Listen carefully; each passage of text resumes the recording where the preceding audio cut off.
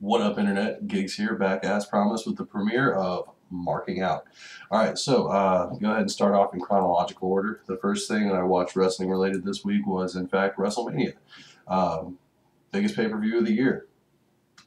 Now, I'm sure you guys have already looked up the results, but I'm going to go ahead and cover some stuff anyway. I was actually 5 out of 8 on predictions. The 3 that I was wrong on were really awesome matches and well worth me missing my call on them. Plus, I like it when things aren't the way I foresee them. I like the little twist, a little swerve, what have you. Highlights of the evening. My personal favorite match was definitely CM Punk versus Undertaker for obvious reasons. Undertaker's one of my favorite wrestlers of all time. He's probably number 2 to Mick Foley. CM Punk is my favorite current wrestler. So, can't go wrong there. Either way it went, I was going to be happy. I actually had predicted that Punk would end the Taker streak. Just because I knew Taker is ready to retire. He wanted the streak to end so he could retire. He doesn't like coming back every year for WrestleMania anymore. And he's a big CM Punk fan and wanted Punk to be the one to end the streak. But things happen. CM Punk still got off the GTS against the Taker, which was one of the highlights of my evening. Other than that, I also really enjoyed the Ryback Mark Henry match. Another one where my prediction was wrong. I thought Ryback was going to win. No, wait, hang on a second. No, I called that one. Yeah. What I was impressed, though, was Ryback getting the shell shock off on Mark Henry. I mean, that's 400 pounds. You know what I mean? That's a huge dude to pull off the shell shock on. The other ones that I was wrong on was I honestly didn't think that Team Hell No was going to win. I kind of thought that they were going to lose to the Rhodes Scholars. Didn't happen, obviously. And the other one that I was wrong on was Triple H, Brock Lesnar, because I thought, Triple H had retired. He came back for a retirement match. So to me, it just seemed like they were trying to get him a better ending. Nope, turns out he's apparently legitimately back, as we also saw on Smackdown that week. Once again, amazing match. A lot of use of the stairs. I was definitely pumped. I'm always pumped for no DQ matches. When foreign objects come into play, we all get super excited. Don't lie. Especially with the finisher being the pedigree onto the stairs. That was nice. That was my second favorite match of the night, in fact, after the CM Punk Undertaker. The one that I was looking forward to the least out of all of them was actually John Cena versus The Rock. Again, it's not that I hate either of them. I'm just not the hugest fan of either of them. However, the match was much better than I anticipated it being. Much more intense. John Cena brought in the sarcasm and smart-assiness that I had mentioned earlier I'm a fan of. All in all, very good match. Obviously, we all knew the outcome. And we knew it going into that one. Because The Rock had things to do. The Rock had to go promote Pain and Gain, and he had to go shoot Hercules. So he's got stuff to do. Wrestling is not his career really anymore. Acting is, and so we all saw that coming. Not a big deal. It's okay. Monday Night Raw, though, oh my God, Monday Night Raw was better than WrestleMania. Anybody that watched it will tell you that. Anybody that was on the internet can tell you that, because the internet was just a buzz with that Monday Night Raw. Honestly, the star of the show was, in fact, the New Jersey crowd. They were what Jerry Lawler used to call a bizarro world crowd. They booed the faces and cheered the heels, and at one point in time they were chanting, "We want pretzels," and oh man, it was amazing.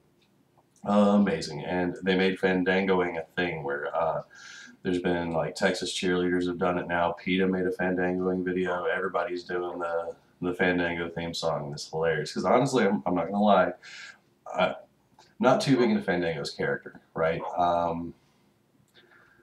I wasn't before he ever even wrestled.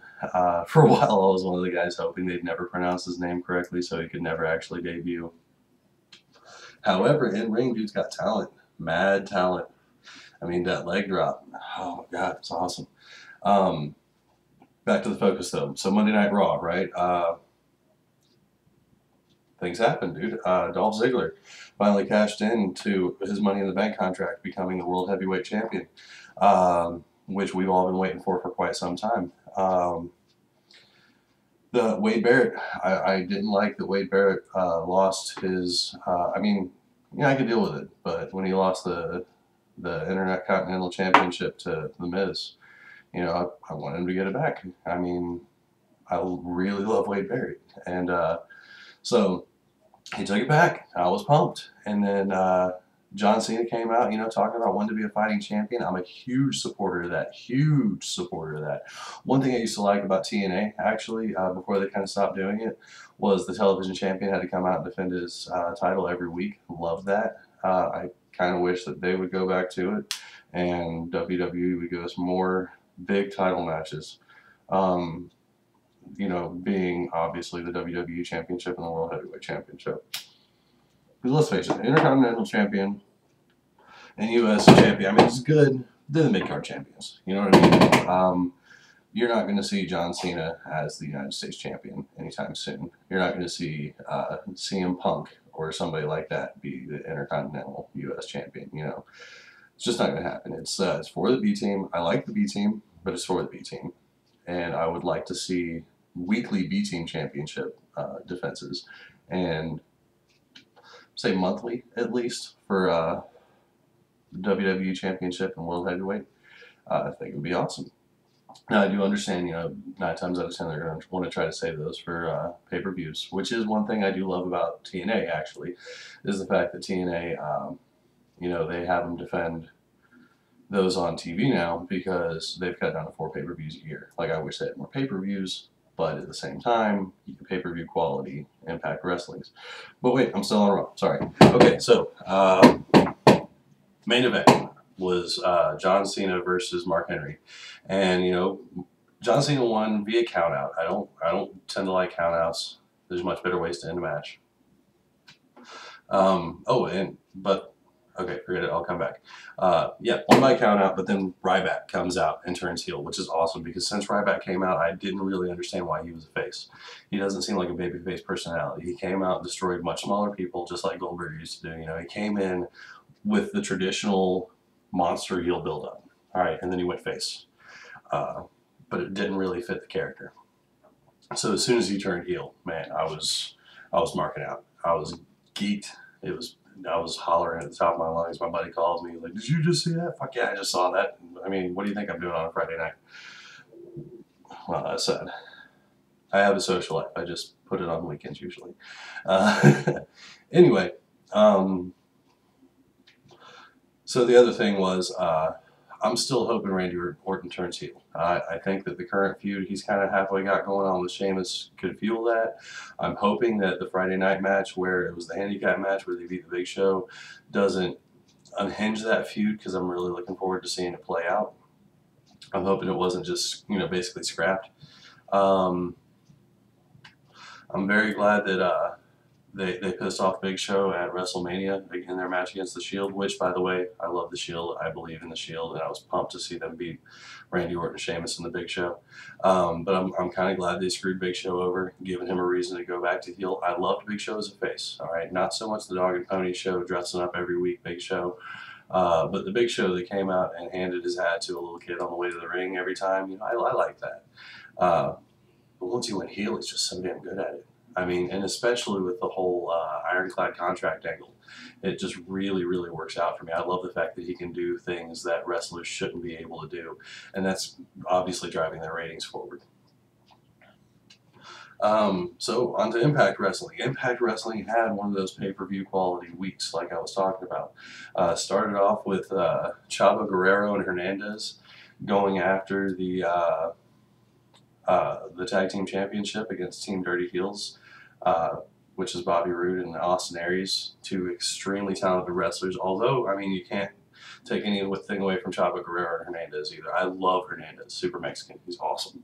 While Daniel Bryan's my favorite face in the WWE, I kind of consider them to be faces. I gotta say Hernandez is probably my favorite face. No, Sting's definitely my favorite face. Take that back.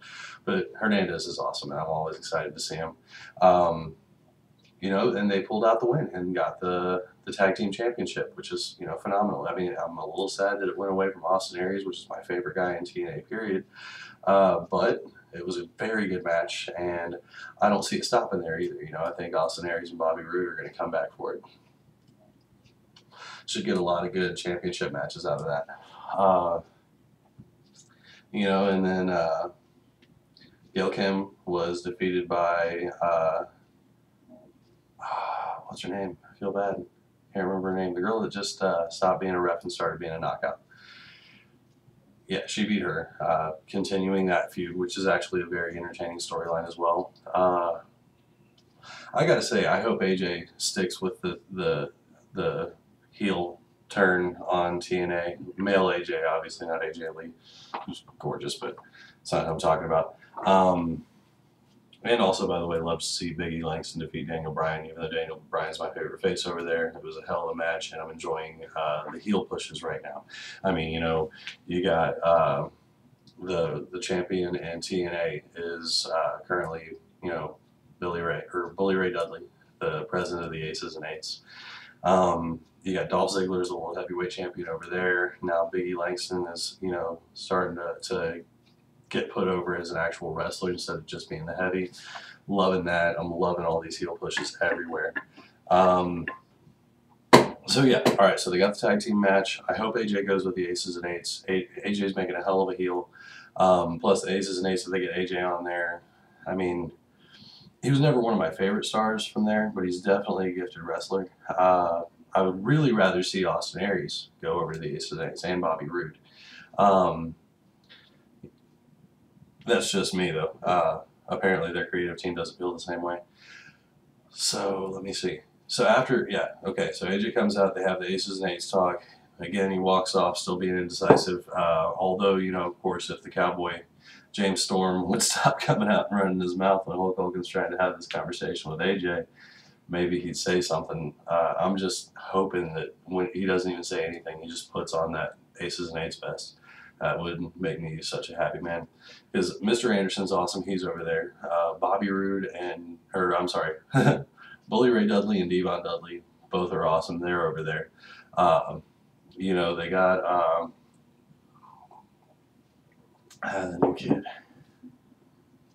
Can't think of his name. The long-haired guy, the one got checked out one time. They got him. They got Bischoff over there, which just reminds me of, you know, the elder Bischoff being in NWO. It's a hell of a heel team, and I hope it keeps going. I hope it keeps dominating too. And then that was the thing. The final match on Impact Wrestling was a Full Metal Mayhem match. Tables, ladders, chairs, stairs, everything legal. It was a hell of a brutal match, definitely pay-per-view quality. And then finally, Jeff Hardy's coming up, reaching for the championship, you know, the belt hanging, and him and Bully Ray are trading blows, and then Bully Ray pulls out a ball-peen hammer, thumps him in the forehead, knocks him into a table, pulls down the belt, retains the championship. I was so fucking excited. I wasn't ready for that championship to get away from the heels. You know what I mean? I'm very much enjoying this storyline. I'm very much enjoying that the heels are on top, and keep making the awesome show. And then Smackdown comes out. Smackdown last night was a pretty good show as well. You know, you got my boy Wade Barrett beating Santino with pulling out the bull hammer. Always love the bull hammer. It was just last night. See, this is the problem with trying to remember too much wrestling matches at once. You start forgetting what night everything was on and jumbling everything up. But Triple H came out, the Shield came out to chase off Triple H. You know, Team Hell No jumped back in there again.